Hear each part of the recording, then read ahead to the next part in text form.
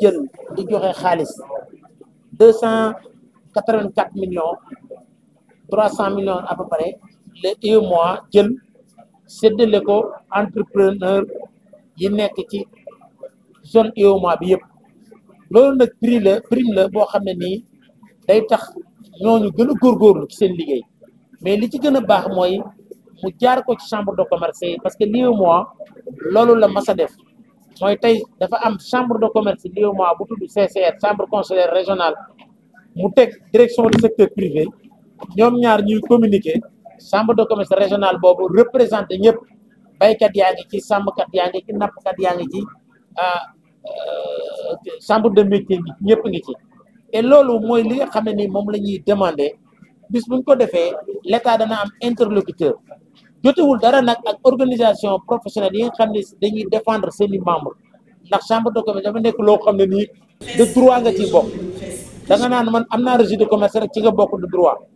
waaye du loo xam ne nii da ngay ñëw adhéré ci ñu naan la fayal cotisation wala tey nga bokk ñu ne la bokkoo wala ñu mere la génne la bokk ci looloo tax ñi nga xam ne nii mooy ñu gën a pousse état bi ak ñëpp pour que ñu gën a yokk doole chambre de commerce pour que renforcer ci ensemble pour que chambre yi gën a mën a jàppale secteur privé parce que ñoom defuñ bénéfice wutuñ dara daal. taxawaay bi ñu def d'abord ñoom dañ leen di féliciter di leen encourager mais taxawaay bi ñu gën a def mooy gën leen a topp gën leen a jàppale ba ñi nga gis fi tey ñu nekk ay entreprise yu mag parce que gis naa fi kii kuy defar ay sac mais soo xoolee mën nga ne kii Louis Vuitton noonu la commencé boutique bu ndaw ci garage am di màgg ñu jàppale ko ba tey mu nekk entreprise boo xam ne sax mën naa am chiffre d'affaires moo ëpp doole budget Sénégal donc c'est parce que jàppale kuy doog di judd mu màgg loolu mooy suñu rôle. waa perspective yi année yi ñëw mooy gën a yokk rek te ñaareel ba mooy tamit fexe ba synergie am mooy fexe ba nga xam ne nii l'État fait beaucoup d'efforts le président de la République le premier ministre ñoom beaucoup d'efforts mais dafa tasaaroo mooy dafa bari ay agence yuy dugg ci secteur privé nit ki nag bu fekkee dafa da nga koy faj ay docteurs yu bari di dajaloo ci kawam te concerté wul yaakaar naa mën nañ ko jox garab goo xam ne sax ba wutul fa lay yem wala ñu sonal ko ci wër fan lay fajoo mais le fait que aujourd'hui UEMOA moom yàgg na depuis 94 bañ ko créé lañ def acte additionnel mu nekk chambre consulaire régionale représente pays de l'UEMOA yëpp yoo xam ne ña ngi fa nekk loolu dafa leen yombal liggéey ba nga xam ne bu ñu bëggee def dara dañuy xam fan lañ jaar et loolu la ñuy pousse état du Sénégal mu mën koo def pour que au moins secteur privé surtout les petites et moyennes entreprises gis seen bopp ci appui bi nga xam ne ni état mi ngi koy def ci secteur privé. ñun dañu gis ne lu baax la waaye du loo xam ne nii dañ koy def sur le champ je pense que nit ñi dañoo yàkkamte ministre bi wax danga ne dañ ne je vais interdire mais je pense que liñ war a njëkk a def mooy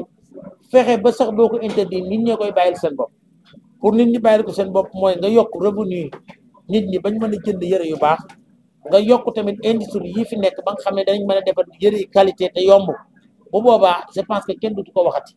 je pense que loolu la ñuy def je pense que loolooy tax sax ñuy gën a pousse ministre bi ak yëpp ñuy concerté wu ndax règle du commerce dañ ciy wax ne la loo ciy def bala nga koo def wol chambre de commerce nga laaj ko moom mu woo ay acteurs ñu discuter je pense que loolu buñ koy def dana gën a yomb ci moom dana gën a yomb mu bañ a am ndax tey chambre de commerce bu woote woon muy bu Dakar wala bu ne ministre état bi dafa bëgg interdire fëgg jaay waaye defu ko dafa bëgg a wax lan la yan mesure la bëgg a def pour ñu interdire ko dinañ ko jox yoon woo xam ne nii danañ ci jaar peut-être mën nañ ne dans 5 ans dans 10 ans parce que du lu fi bees président Abdou Diouf mos na ko fi interdire woon na ko fa pour jàppale Sotiba du lu bees dañu jàpp ne du fëgg jaay rek mais lépp luy jóge bitim réew lépp luy jógee même lu bees te mu nekk produit fini dañoo war a taxe nu ko état bi interdire pour nuñ ko mën a produire fii waxantuma la ak mu nekk loo xam ne deuxième mai la occasion muy fëgg jaay muy meuble muy oto muy électronique muy lépp loolu moom réew mu bëgg a développer da nga war a envisager noo koy interdire à l'avenir waaye nag mënoo xëy na tax interdire ko da ngay jaar ci processus bi àgg ci Il faut savoir que Tremplin Startup UEMOA, c'est une initiative de la commission de l'UEMOA qui on va dire, qui vise à promouvoir et à soutenir le développement d'un entrepreneuriat moderne et innovant. L'idée, c'est d'avoir un concours qui nous permet de mettre en valeur donc les champions nationaux et des champions régionaux. L'UEMOA, la commission de l'UEMOA en partenariat avec la Chambre consulaire régionale a souhaité mettre à la disposition donc, des chambres nationales. Donc on travaille avec l'ensemble des chambres nationales, les moyens pour réaliser ce concours-là, qui nous permet d'avoir des champions régionaux, 5. Le Sénégal a une place donc, dans le top 5, et des champions nationaux, donc des prix d'encouragement au nombre de 3 par pays. Il y a un processus de sélection qui est fait. Vous avez d'abord un jury national qui se tient et qui est coordonné par les chambres au niveau donc, de chacun des pays. Et ensuite, donc,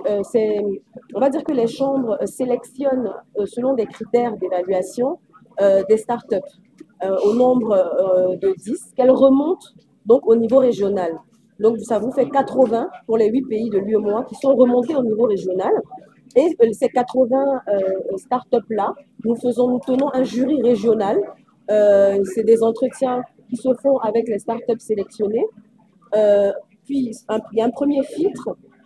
Et ensuite, donc, le second filtre, ce sont donc des vidéos qui sont présentées de ces startups-là avec un vote qui est fait en ligne par l'ensemble donc des membres du jury régional qui sont composés non seulement des chambres de commerce au niveau national, mais également des institutions régionales telles que la commission de l'UEMOA, la CCR UEMOA. La particularité de Tremplin Startup UEMOA, c'est que ce n'est pas notre objectif n'est pas simplement de verser des prix en numéraire. Vous avez vu aujourd'hui, on a donné 11 millions, on a donné le 13 décembre dernier 15 millions en Côte d'Ivoire, mais l'idée n'est pas simplement de verser un prix en numéraire. Ce qu'il y a derrière Tremplin et qui est important, c'est le renforcement de capacité. Tremplin, comme son nom l'indique, est censé soutenir justement les startups, les pousser vers l'avant. Donc, déjà sur 2025, nous allons faire du renforcement de capacité. Nous avons déjà signé des partenariats avec des structures telles que l'OMPI pour renforcer les capacités donc, des lauréats en matière de propriété intellectuelle, par exemple. Nous sommes en train d'échanger également avec d'autres institutions pour voir comment accroître, par exemple, la visibilité de ces startups, comment les aider, par exemple, dans le financement, parce qu'on sait que c'est l'une des problématiques les plus importantes. Voilà, donc vraiment, c'est ça la particularité de Tremplin. Par la suite, on pourra sur 2026 réfléchir à une 4e édition.